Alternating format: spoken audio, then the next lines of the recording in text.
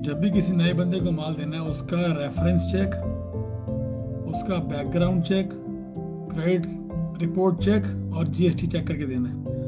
Reference check क्या होता है? आजू बाजू पूछो, किसी से पूछो ये बंदा कैसे, इसकी पेमेंट कैसे है, उसके जो करंट सप्लायर्स हैं उनसे पूछो इसकी पेमेंट कैसी है। जो उसके करंट सप्लायर होंगे उस बंदे के, उससे बेस्ट रिपोर्ट कोई नहीं दे सकता। तो अगर आप उससे करंट सप्लायर्स निकालो किसी तरह पूछताछ करके कि वो किससे माल लेता है, तो उनसे बेस्ट कोई नहीं बता सकता आपको। दूसरा, बैकग्राउंड चेक की रिपोर्ट निकल जाती है ऑनलाइन ऑफलाइन, ठीक है। तीसरा, क्रेडिट रिपोर्ट की भी रिपोर्ट निकल जाती है। चौथा, जीएसटी चेक। जीएसटी के पोर्टल पे साफ साफ लिखा होता है कि ये बंदा अपनी फाइलिंग टाइम से कर रहा है नहीं कर रहा, लेट पेयर तो नहीं है। तो ये 4 चेक लगा के तसल्ली करके माल दिया करो। क्रेडिट चेक में सिविल रिपोर्ट भी आती है। अगर किसी का सिविल स्कोर 700 से कम है तो उसको बैंक लोन नहीं देता। तो आप किस खेत की मूली हो? आप कौन से दारा सिंह हो भाई?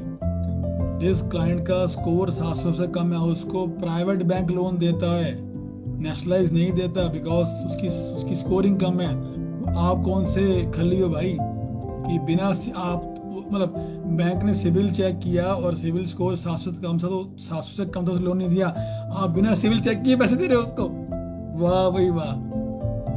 ये जुआ नहीं है तो और क्या, ये गैम्बलिंग नहीं है तो और क्या है।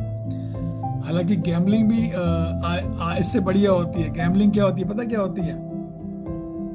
गैम्बलिंग क्या होती है कि 4 लोग बैठे हैं, वो पत्ते खेल रहे हैं, तो चारों ने बीच में रखे 100 के नोट, चारों ने बीच टेबल में रखे 100 के 4 नोट, अपना अपना डाला, ठीक है।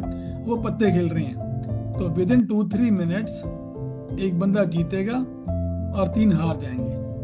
जो जीतेगा उसको प्रॉफिट मिलेगा 4 गुना। 100 लगाए थे 400 वापिस आएंगे, वो भी 3-4 मिनट 5 मिनट में, ठीक है। ठीक है, आप खुद का अपना हाल देखो।